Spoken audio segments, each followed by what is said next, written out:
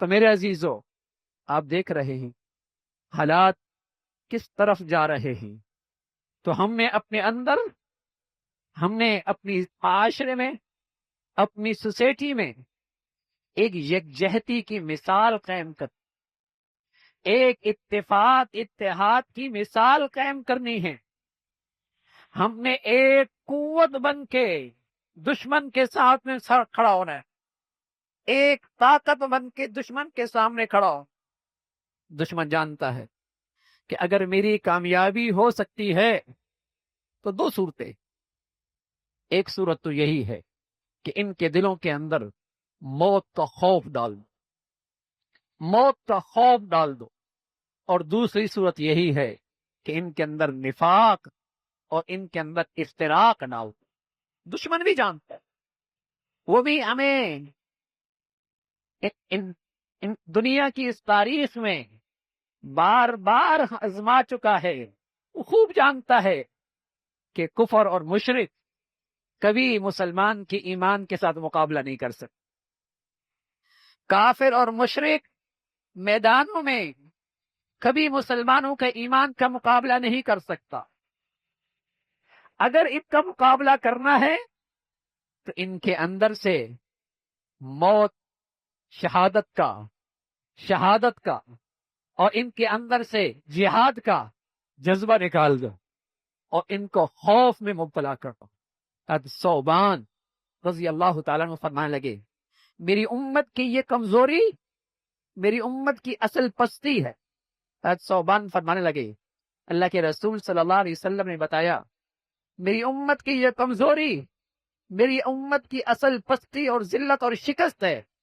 فرمایا رسول اللہ صلی اللہ علیہ وسلم نے، ایک وقت آئے گا سارا کفر تمہیں مٹانے کے لیے ایک دوسرے کو یوں دعوت دے گا جیسے کسی ضیافت کی اور کسی دسترخوان پر دعوت دی جاتی ہے، کسی دسترخوان پہ کھانے کی دعوت دی جاتی ہے۔ کہنے والوں نے کہا، یا رسول اللہ، کیا اس وقت ہماری طاقت کم ہوگی؟ ہمارے پاس وسائل نہیں ہوں گے؟ فرمانا نہ، تمہاری بہت بڑی طاقت ہو، لیکن تم سیلاب کی جھاگ کی طرح ہو، تم سیلاب کی جھاگ کی طرح ہوں گے۔ کہ یا رسول اللہ یہ کیوں ہوگا؟ اور تمہارا رعب اور دبدبا کافروں کے دلوں سے نکال دیا جائے گا۔ کہ یا رسول اللہ تعداد بھی بڑی، وسائل بھی بہت، افرادی قوت بھی بہت، پھر دشمنوں کے دلوں سے رعب کیوں نکلے گا؟ فرمایا تمہارے دلوں میں وہن پیدا ہو رہا، وہن۔ کہ یا رسول اللہ یہ وہن کیا چیز ہے؟ فرمایا حب الدنیا و کراہیت الموت، دنیا سے حد سے زیادہ محبت، زندگی کی حد سے زیادہ چاہت اور موت کا خوف۔ یہ مسلمان کے ایمان سے کوئی جوڑ نہیں رکھتا، یہ مسلمان کی عقیدہ آخرت سے کوئی جوڑ نہیں رکھتا۔ یہ بزدلی اور یہ موت کا ڈر، یہ عقیدہ آخرت سے اس کا کوئی جوڑ نہیں ہے۔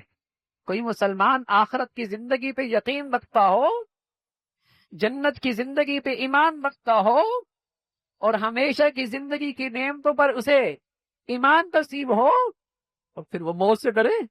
رسول اللہ صلی اللہ علیہ وسلم فرمایا کرتے تھے، جب کوئی شخص اللہ کے راستے میں شہید ہوتا ہے اسے اتنی بھی تکلیف نہیں ہوتی جتنی تمہیں چمٹی کے کاٹنے سے تکلیف ہوتی ہے۔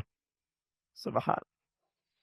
جب کوئی شخص اللہ کے راستے میں شہید ہو اسے اتنی بھی تکلیف نہیں ہوتی جتنی تمہیں چمٹی کے کاٹنے کی تکلیف ہو۔ جس کا اس بات پر ایمان ہو وہ ڈر جائے، وہ خوف زدہ ہو